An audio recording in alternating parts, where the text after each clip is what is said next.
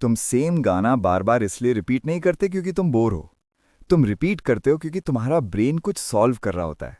हाँ, सच में। जो लोग एक ही सॉन्ग को 20-30 बार सुनते हैं, वो वीक नहीं होते, वो इमोशनली एक्टिव होते हैं। तुम्हारा दिमाग बैकग्राउंड में काम कर रहा होता है।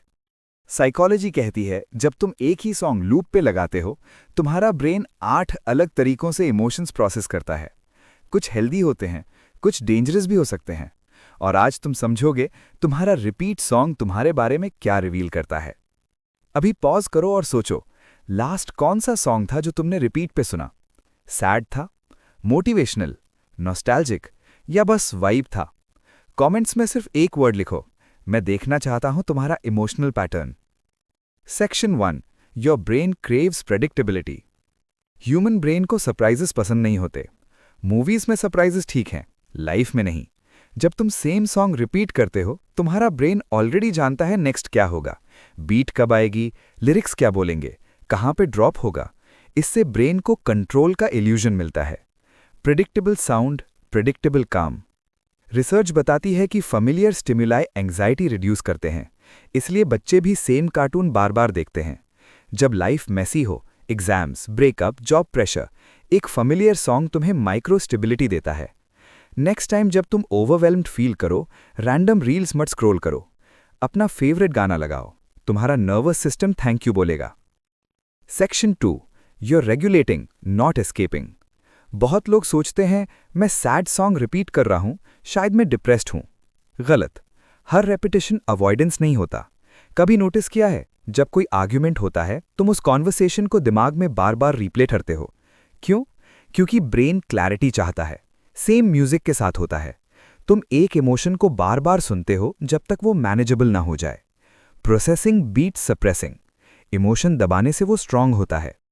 इमोशन को सेफ तरीके से फील करने से वो डिसॉल्व होता है।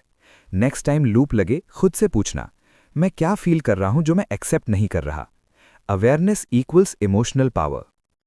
Section 3, emotional rehearsal loop. सोचो तुम स्टेज पे जाने वाले हो, तुम रिहर्सल करते हो ना?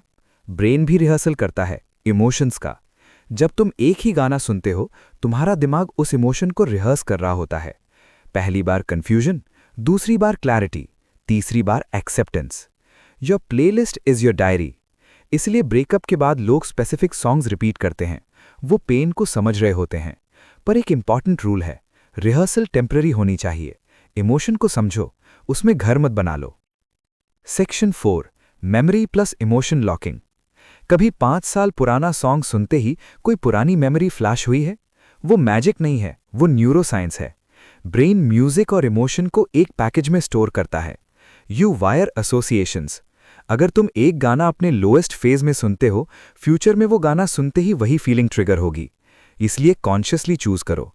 अगर तुम ग्रोथ फेज में हो, कुछ पावरफुल सॉन्ग्स उस टाइम पे सुनो, ताकि फ्यूचर में वो गाना सुनते ही तुम्हें स्ट्रेंथ याद आए, पेन नहीं। म्यूजिक इमोशनल टाइम मशीन होता है, इसे वाइजली यूज करो। अगर तुम्हें लग रहा है ये तो मेरे साथ होता है, तो चैनल सब्सक्राइब करो। यहां हम ऐसे साइकोलॉजिकल पैटर्न्स डिकोड करते हैं जो स्कूल ने कभी नहीं सिखाए। Section 5, control when life feels out of control.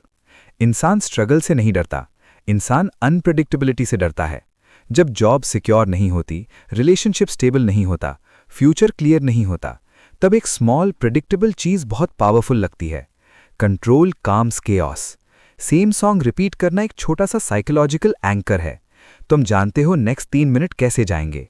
इसलिए ग्राउंडिंग प्लेलिस्ट बनाओ, सिर्फ 5 से 7 सॉन्ग्स जो तुम्हें इमोशनली स्टेबल फील कराएं। जब वर्ल्ड मेसी लगे, ये प्लेलिस्ट तुम्हारा सेफ जोन बनेगा।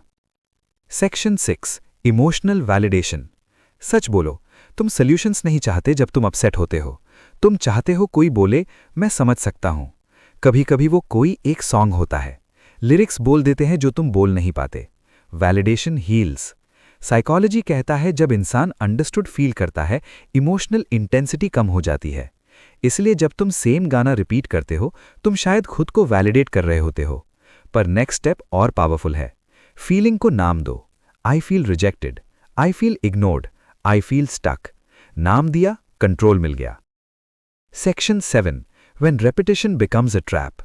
अब डेंजरस पार्ट, हर रेपिटेशन हेल्दी नहीं होता। सैड सॉन्ग रिपीट, और ज्यादा सैड, फिर repeat. Mood congruent music emotion को एम्पलीफाई करता है। Loops can become cages. अगर तुम नोटिस करो कि तुम्हारा मूड हर बार वर्स हो रहा है तो एक स्ट्रैटेजी यूज करो। Transition playlist. स्टार्ट करो सैड से, फिर थोड़ा न्यूट्रल, फिर थोड़ा hopeful. Sudden happy shift fake लगता है, ग्रेजुअल शिफ्ट सस्टेनेबल होता है। इमोशन को रिस्पेक्ट करो, पर उसके गुलाम मत बनो। Section 8, turn music into a tool. Most लोग एल्गोरिथम पे डिपेंड करते हैं, जो ऐप सजेस्ट करे वो सुनते हैं, पर हाई लेवल थिंकर्स अपना इमोशनल एनवायरनमेंट खुद डिजाइन करते हैं। Music is leverage. अगर तुम जिम जा रहे हो, high energy playlist. Study time, low distraction instrumental. Confidence चाहिए, power songs. Healing phase, reflective but hopeful tracks. Repeated input identity shape करता है, आइडेंटिटी बिहेवियर शेप करती है। अगर तुम रोज विक्टिम टाइप सॉन्ग सुनोगे, तुम्हारा सेल्फ इमेज वही बनेगा। अगर तुम ग्रूथ टाइप सॉन्ग सुनोगे, तुम्हारा फ्यूचर डिफरेंटली इमेजिन करेगा। एक सॉन्ग एट अ टाइम तुम अपना इमोशनल सॉफ्टवेयर अपडेट कर सकते हो। तुम्हारा रिपीट सॉन्ग रैंडम नहीं होता, वो तुम्हारा सबकॉन्शियस सिग्नल होता है। कभी स्टेबिलिटी के लिए, कभी प्रोसेसिंग के लिए, कभी वैलिडेशन के लिए, कभी वार्निंग के लिए। जज मत करो, ऑब्जर्व करो, डिकोड करो, क्योंकि तुम्हारी लाइफ का साउंड ट्रैक तुम्हारी नेक्स्ट पर्सनैलिटी वर्जन लिख रहा है। मिलते हैं नेक्स्ट वीडियो में, तब तक स्टे क्यूरियस, स्टे ज्ञानी।